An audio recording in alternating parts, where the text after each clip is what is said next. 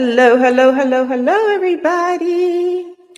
I am super duper excited to have you all joining us here today at the Nursing in Style Podcast as we have our guest, Marvin Siegel, who's here to help us through accreditation and survey success. Accreditation is an area with surveys is an area that makes everybody nervous. When you say survey, everybody scrambled. And I always say, why do people scramble when it's time for survey? Why not get excited about your surveyor that's coming? So our guest today is a registered nurse since 1975, brings a decade of leadership in critical care experience, home infusion experience, and specialty pharmacy. Served as the director of infusion for Visiting Nurse Society, one of three national nursing directors for a major home infusion organization, and DPS for a New York-based agency. Held 2 terms on the INS board and currently chair the CRNI Exam Council. Your national influence includes roles with NHIA education and standards committees, CHAP site visits, and NICA Stakeholder Review Council. You're a busy person. With a career spanning clinical excellence and industry leadership, I remain committed to advancing infusion nursing practice and standards. So, welcome to the Nursing in Style Podcast, where we empower nurse entrepreneurs and agency owners and healthcare leaders with the knowledge they need to build compliant, high quality organizations. And in today's episodes, we have an exceptional person, Marvin Siegel, here with us that's going to help us to go through this survey experience. We'll dive deep into the accreditation and survey success, common pitfalls, and even exploring the unique opportunities when serving as a surveyor. Get ready to take your notes and take on this masterclass about operational excellence. All right, so Marvin, let's start a little bit about your background and experience with accreditation and surveys. Like, how did you get involved with accreditation and surveys? Well, first off, Danielle, thank you very much for inviting me to be on your podcast. I am privileged and honored after getting to know you that you've asked me to be here. And I'm more than happy to share any little bit of information that I can. I became a surveyor in 2020. I had retired from full-time nursing, and a approved accreditation organization had reached out to me and asked me if I wanted to do home infusion surveys. And I said yes. And then a few years later had asked if I wanted to add home care or non-Medicare surveys to that. And I said, yes, I would do that. And so for several years now, I've been doing the home infusion and home care surveys. And it was just a matter of having contacts within the industry, having gone through the survey process myself, and just staying in touch with people. And that's what I've done in my entire career, because you never know when someone may need you to help them or that you may need them to help you. And it was just my fortune that there was a need at an accreditation organization, and I was able to help them to do that. And so I was very happy to do that. I love it because you're always traveling about the world. It's like, where is Marvin this week, right? You never know what state you're in, where you are, meeting so many amazing home health owners as you travel. I love it. What is one of the true values, would you say, of accreditation? Because it's always the question, should I get accredited or not accredited as it relates to home health agencies and home care agencies? What do you believe the accreditation value is? The first value should be good patient care, quality care. There are some states that there's a requirement that you have an approved accreditation organization through one of several. And approved is simply the accreditation organizations that are on the CMS list of organizations. So if you are in a state that requires it, then you have choices to make. But if you are in a state that does not require it, and I commend those organizations that do go through the process, and it is a testament to them and their dedication to quality care, to patient care, and also to continual growth of their staff, through staff training and education, and putting out a good quality product. and putting out good care in the home. And that's the most important thing. That's what we look for. That's what a true site surveyor should look for, is not just are you meeting regulatory needs, but how's your patient outcomes? And having an accreditation, as I said, that's an example to people looking for an agency to take care of their loved ones. That's an example for organizations looking to network with or contract with home care organizations. Are you accredited, or did you take that time and effort to do that? And the bottom line should be good quality patient care. That should be the be all and end all. And then you go through how you're going to do it once you have your accreditation. And we'll go delve more into that as you ask me more questions. Yes, love it, love it. Let's talk a little bit about the myths and misunderstandings that agencies owners have about accreditation. I know one of the myths is you're just paying the price tag. It don't do nothing extra. But what's one of the myths that you've heard? I mean, I've heard it all. Same thing, that it's not worth my time. It's not worth the effort of my staff. My staff is too busy to get involved with this. But I have to do it because of either state regulations. I have to do it if I want to get certain insurance contracts for billing purposes, but it doesn't bring any value to me. It takes time away from my resources. It takes time away from my staff, and it's just busy work. And it's my role when I go in to show them that's just not true. That is kind of stifling the experience, and that's not thinking ahead. Thinking if you play the short game and you're saying, oh, it's going to cost X amount of dollars, we have to devote these hours to it. My staff is got to be taking, intake and referrals and doing assessments. They don't have time for this. You're not thinking ahead. If you're going to play the long game and you want to build your organization and you want to build it based on quality, then you should say, let me welcome this accreditation process. Let me show people that are looking to me to take care of their loved ones, their family members. Let me show these insurance companies, let me show these regulatory bodies, I'm willing to take the time and the effort because I want to be here for a long time and I want to know I'm doing things right. And so I'm willing to have an independent outside organization come in and validate what I do. Because if you just do a self-study, you just do your own valuation, everything's going to be perfect. But you're telling people who are looking to you, hey, look, I not only had somebody from the outside came in and validate me, I paid them to come here and do it. That's how much confidence I have that I'm the right person, I'm the right organization. I've got the right staff to take care of your patients, to take care of your family members. I am confident in my ability to do so. And Yes. it just shows them. So the mindset has got to be on the long-term game, not on the short game, where how many quick referrals can I get?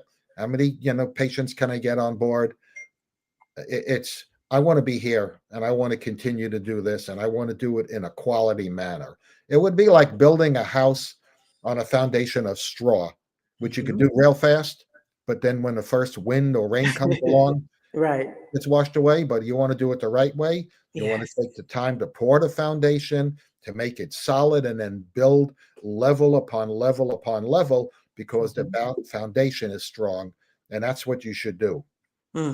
So, see, going the accreditation route is a level of quality, a level of standard, a level of basically saying, putting a stamp of approval on this thing, that you're going to be willing to take those extra steps, be willing to have that expert come in to make sure that you are able to give out this quality care because your policies and procedures and your processes line up. I Exactly. like it. Yeah. If I could just add to that, Yes. recently, this past September, in the Home Healthcare Services Quarterly Journal, hmm there was a study that CMS did of almost 8,000 agencies across the country. And they found that the organizations that went through the time and effort for accreditation scored the highest in three quality indicators that CMS and insurers and referral sources look for, which was a timely initiation of services in the home, which was a preventing rehospitalizations for the same situation that put somebody in a hospital and they were sent home, and a massive prevention in unscheduled emergency room visits. And as those of us in home health know, the whole goal of home health is get you out of the hospital as soon as you can and Mm-hmm. keep you home where you're going to recover and you're going to get better and you're not going to go back and what situation or what illness you have, it's not going to progress at home. So this independent study showed that the organizations that did have the accreditation in those three areas were markedly better than organizations that did not have accreditation. See that? Another stamp of approval, another level. Yes. So, for owners that are preparing for their very first survey, Mm-hmm. what can they expect from this process? And let's separate it. So, let's talk about an owner that's going through their first survey that is a home health, skilled home health owner. And then Mm-hmm. we'll do home care owner since you have both of those sides. Okay. So, skilled home health or home infusion owner, what should they expect for their first survey? Well, for any accreditation organization that you're with, you're going to get a copy of their standards. That's right. You should look at those standards before the surveyor shows up, because those standards are going to be your blueprint of your policy and procedure manual, of what policies you need to be in place. And those policies are everything from patient care to management and governance, infection control, your emergency plan, your QAPI or your quality assurance and performance improvement plan, your compliance plan, and your staff education, training, and competency assessment programs. So if you look through those standards, it kind of gives you a clue to where you should be, especially if this is your initial survey and you or your management team, no one has been through a survey before. You kind of don't know what to expect, but you do have a blueprint. So you should start looking at that, getting yourself ready, making sure that your policies and procedures are in alignment with the intent of the standards. Um, the standards, usually you don't have to go word for word with what the standard has, but you look at what the intent is. Mhm. And the intent should, once again, be excellence in patient care, and also a guarantee that your staff, before they even touch the first patient, has been evaluated for their competency, their training, if they need any more training, their experience and their expertise. So you send the right nurse to the right patient, Mhm. and you will know what's going on there by you look at your referrals and say, this patient is coming home on this piece of equipment. And I know that Danielle has got documented experience and competency, and maybe Marvin doesn't. So we're not going to send Marvin in, we're going to send Danielle in. You want to match the right nurse with the right patient based on their therapies. And so just by reading the standards, it's going to give you a good idea of where you should be and where you should be prepared before the surveyor shows up. Mhm. Yeah, I like that. Now let's go into home care. Is it any different? The difference in home care is you will have, depending upon the focus of the organization, some will do skilled and non-skilled care. Some will only do non-skilled care. In that case, you need to be sure that your home health aides, whether they're certified nurses aides, whether they're home care aides, whether they're personal care attendants, and different organizations in different states have different definitions. But in the same manner, you will need to know, what is their training, that you've assessed them for their skill level, you've trained them if necessary, or you've obtained documentation from them and you validate that maybe they've been trained by another organization. So they may not have to go through the entire training program. Mhm. Say, for example, to use a Hoyer lift. Yeah. You send a home health aide in to take care of a patient, and they say, yes, I've been trained on the use of a Hoyer lift. Here is my document from where I've been trained. And you will just have to assess them in a skills lab, as opposed to them saying, I've never used a Hoyer lift before. And you go, okay, well, now we've got to train you on it. We've got to document the training, and then we have to test you on it. So it all depends on their level and their experience, but it is still your responsibility when you're sending, even if it's a non-licensed, non-skilled staff member, they still have to be competent in whatever you expect them to do, Mhm. whether it's assist with tube feedings, whether it's assist with a client using a walker, getting out of the bed. It is your responsibility once again that you're going to guarantee patient or client safety and good quality care by sending in the right person for the right task. Mhm. Now, you gave some really, really good nuggets. You basically said, look, make sure the people that you're assigning out there, you can show those competencies. So that's one of your first level. Whoever Exactly. you're hiring, whoever, whatever active patients you have, you should have evidence that those people that are serving those clients have competencies in the area. So that was a really, really good nugget. Um, you know, I had the privilege of going through many surveys as an owner and as a director of nursing outside of my ownership. And some of the first levels that people miss when a surveyor comes. So when a surveyor comes and you're walking up to the agency, what is the first thing you're expecting to see on the door? The hours of operation and a phone number to reach for after hours. Yeah, And you would be surprised how many organizations do not have that on their door. that's right. I have arrived at surveys and nobody was there. The door was dark and the lights were out. Yeah.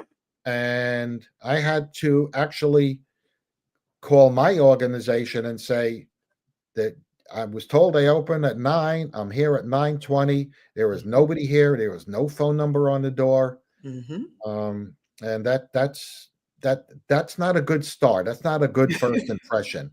Whether it's for me or if I'm coming to you because I need a loved one or family member to be taken care of, it's like going to a restaurant for dinner and it's dark and there's no one to call. You don't know no hours of operation. You're not going to go back to that place. Right. That information should all be there. Yeah. What happens when it's in a home office? I'm sure you've gone to some agencies that's operating out of the home office. I certainly have. Mm-hmm. Several of them have been new startup agencies. Mm-hmm. They just don't have the resources to pay rent on a building Mm-hmm. because it's rent, it's electricity, it's heat, it's staffing the office, manning it, and etc. So Mm-hmm. they will designate an area in their home. Mm-hmm. Once again, you need to check with your state regulatory body, Mm-hmm. but primarily it has got to be a separate entrance, not going through your home. It has to have a room or an area where you can have a confidential conversation with a family member, with a nurse, with an aide, with a patient who may come in where you're protecting their HIPAA rights, and you have to have the ability to store files in a safe, confidential, and HIPAA protected area, which could be just a locked file cabinet, you Mm-hmm. know, and so people can certainly do that. There's no regulations against having a home office, but Mm-hmm. there are regulations on what surrounds it. And primarily it's protecting privacy Yep. and protecting patient records and client confidential information. Yeah. And we still have to know when you're open, Oh, same the thing. hours. If, Still have to have that if the posting. if the entrance is through, say, a side door or the Yeah. backyard and you've got a porch, it has to have, the name of the organization, Yeah. the hours of operation, and the Yeah. phone number to reach and how to contact them after hours in case of emergency. Outstanding. Look at that. Another amazing nugget because believe it or not, as a consultant, I've had people get deficiencies on that area. I'm like, that's rule number one. Like, Yep. we got to know that you're open. It's a business. Right, right. So let's talk about what are early indicators. What early indicators help surveyors determine readiness? What are some of the early indicators where you know that this person's ready? Well, once again, whatever organization you're using for accreditation, they will give you your standards, and Mhm. all of them have a readiness or a self-survey workbook for you to work through. So when I get information from the organization I work for, and I'm going to go to Danielle's Home Care, I'll go on my company's website. I will get your address. I'll confirm it, the phone number, but there's an area that we call readiness, and I'll click on that, and it will say either 100% of the workbook has been done, which means you've gone through the standards, and some of them will ask you, if possible, to download information, download some policies, procedures, staffing information, scope of services, things like that. So I Mhm. can review them and save time before I arrive there. Mhm. And sometimes I will go into the readiness book and it will say 2% was done, 5% was done. Sometimes it'll say 0%, which means that the organization hasn't taken the time or the effort Mhm. to do that. And once again, that's a first impression that says either they didn't understand the importance of it, they were just too busy, they didn't have the staff. And I understand that. Some organizations that are, it's their initial survey, the owner is usually the director of nursing, Mhm. and he or she is working another full-time job before their agent, unless they've got some good financial backing. So they may need to continue their full-time job and still open the agency, and they don't have the resources to hire somebody else to see patients. So they're seeing patients, they're doing the opening, they're doing the assessment, they're answering the phone calls, they're getting ready. Maybe they have somebody working part-time. So I will find out from them. Mhm. And other times I will walk into an initial survey and it is in a formal office in a commercial building. There's a receptionist there, there's somebody there, and I'll say, I'm just curious. You've had, weeks in advance. Why didn't you do any of the self survey? And Mhm. they go, well, we figured you were going to be here and go through it, so we didn't need to waste our time going through it and then going through it with you. So then we have a conversation regarding the process and how it benefits them. It doesn't benefit me. It Mhm. actually puts you at a disadvantage, because now you're going to start to get me all the required information that I need. And if you would have downloaded even half of the policies and procedures, I would have read them Mhm. before I even arrived on site. And I would save us time for me sitting and reading a policy and reading procedure manuals. When if I would have done that, we could have focused more on patient care, or we could have focused on, I've read your policy on infection control, for example, and you're not in guidance or in sync with the current CDC guidelines on hand hygiene. Mhm. Or if you're an infusion agency and I'm Mhm. reading your policies and procedures and I'm going, you're not you're not up to date on the current infusion standards. And now we have to go, spending time doing that. Mhm. So I can, I'll sit there. If I'm there for 2 days, if I have to spend 8 hours sitting there just reading, Mhm. rather than working with you and helping you to improve a process, to update, to maybe give you the benefit of my experience and my background, and work with you and your staff, which is better for you, it's more beneficial. It's really, if I'm there for 2 days and one day, the majority of the day is just sitting, looking at me read a manual, it doesn't benefit you. So it is always advantageous to the organization to go through the self study before the surveyor arrives. That way they can come ready and be prepared to say, this is a little outdated. I couldn't find this policy. Help me, show me where it is. This one needs a little tweaking, things like that, and help and work with you collegially to improve your process. Mm. Those were really good tips. So doing that self-study ahead of time, it prepares your surveyor. So the surveyor also knows what they're walking into. And now we can just get to the meat of what needs to get done and save some good time. So what documentation or operational issues do you see most frequently? The ones that are problematic, Yeah. unless somebody has got a background in compliance and Mm-hmm. quality assurance, Mm-hmm.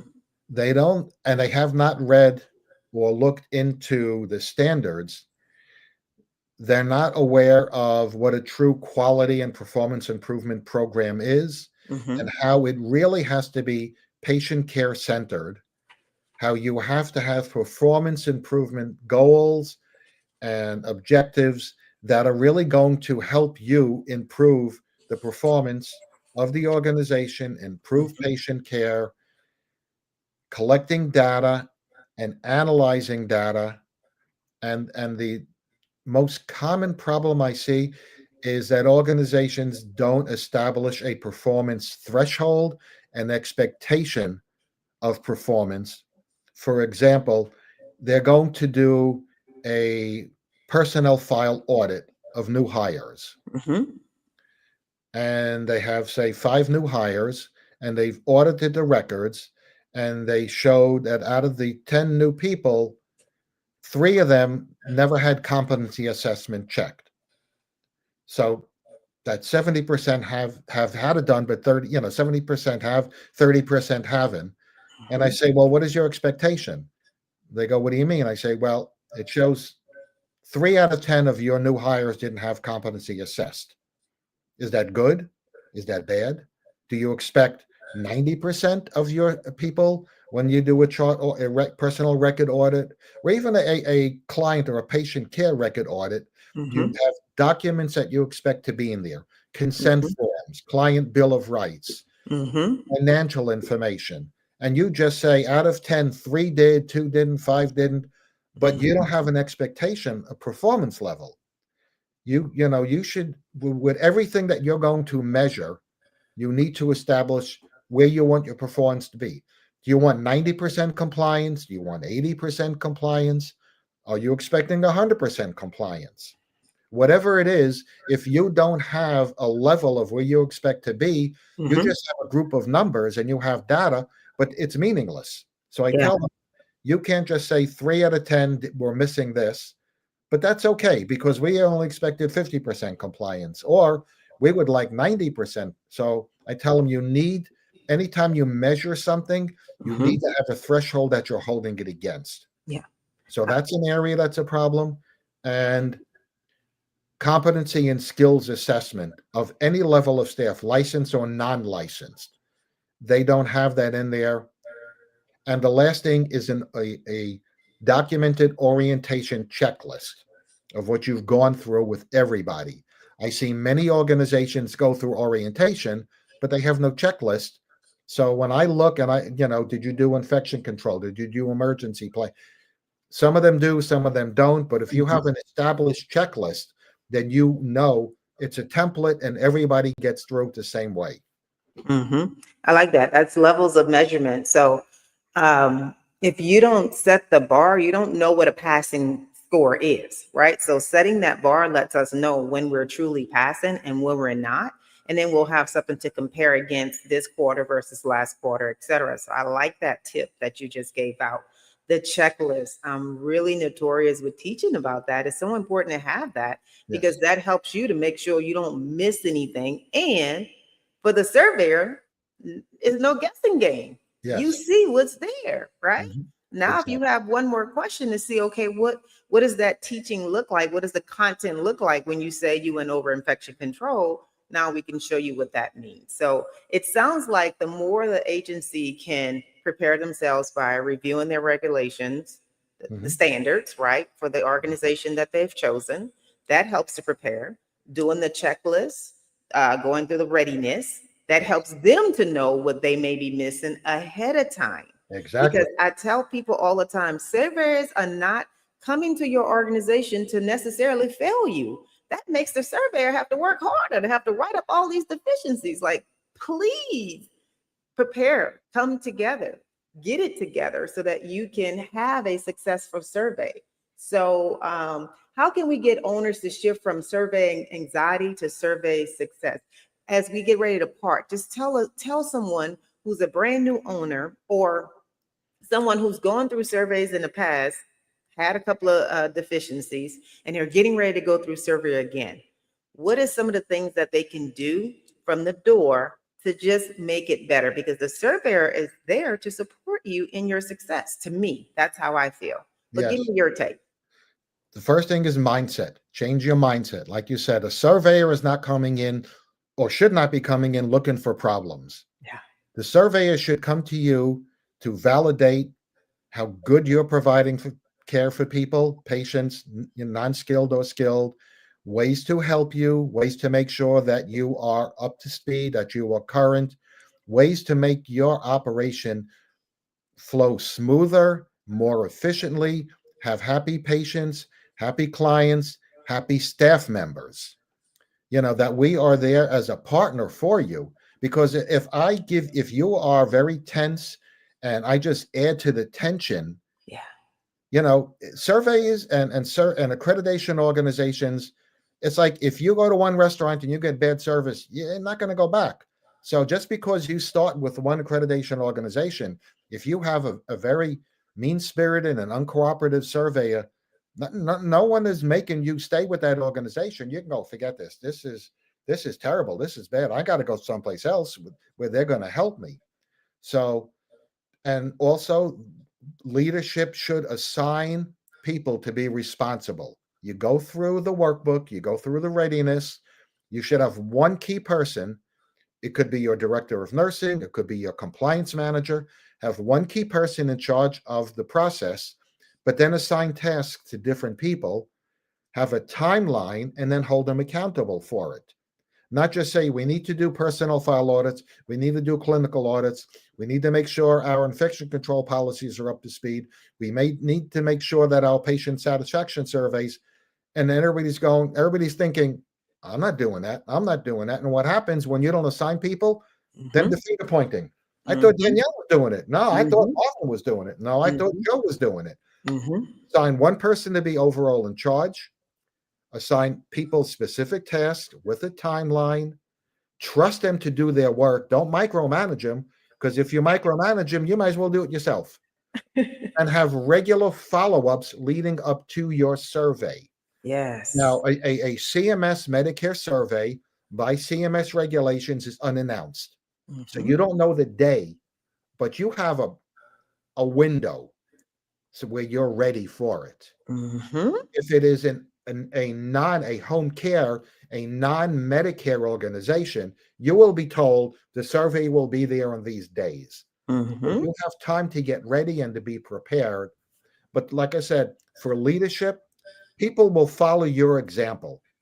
If you're tense and you're oh my God, we're going to fail, they're going to close our doors, or and I've heard on my end when I was with different organizations, don't be nice to the surveyor. If they're nice, I've heard that. If they're nice to you, they're setting you up. They want to catch you. They want to trip you up. They want you to tell them something like, we didn't really get the patient's signature in that form. We copied it from another form because we knew you were going to be looking for a signature on the Bill of Rights. And they say the surveyor is not your friend.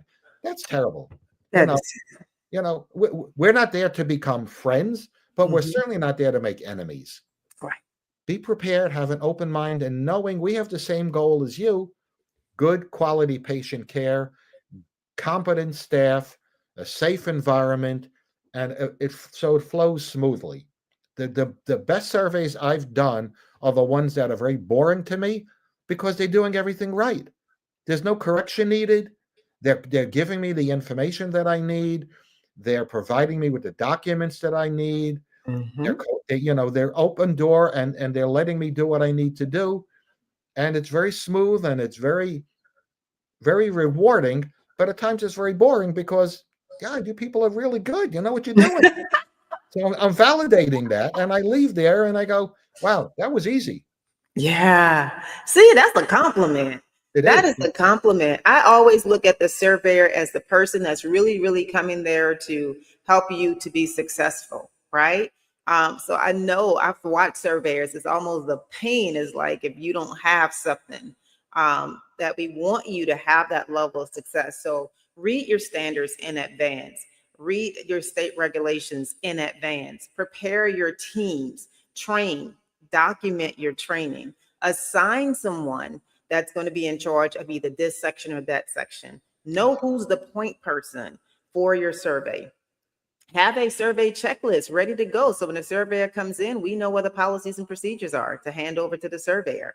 We know the area where we're going to have our surveyor to come sit and be comfortable to go through the steps. So it is an opportunity, as you said, Marvin, to see how well your agency delivers care.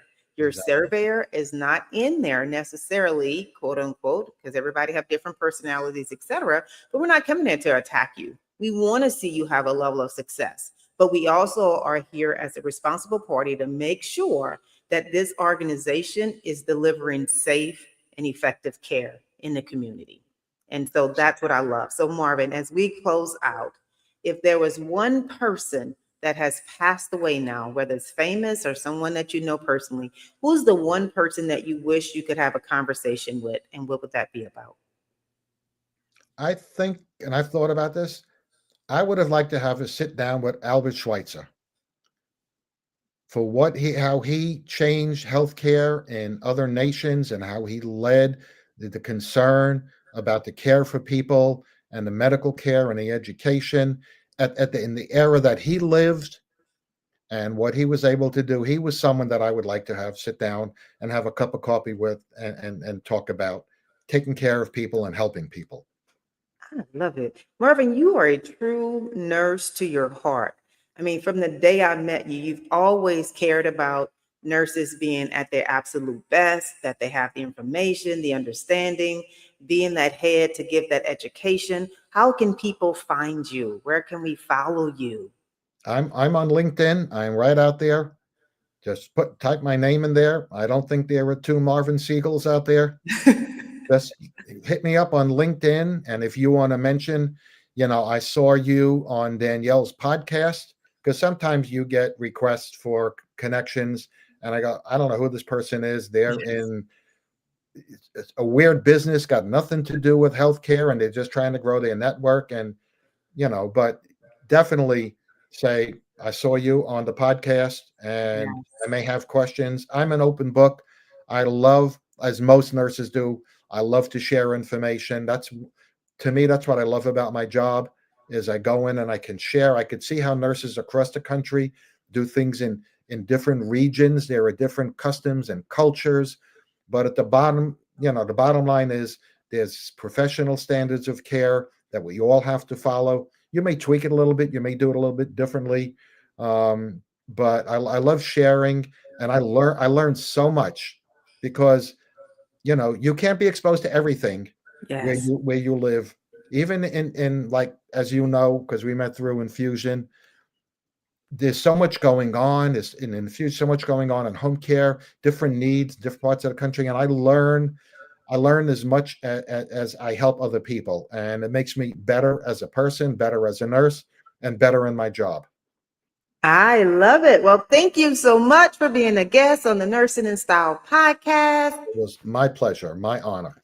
Fantastic. You all have a fantastic evening. Bye bye, everybody. Bye bye now.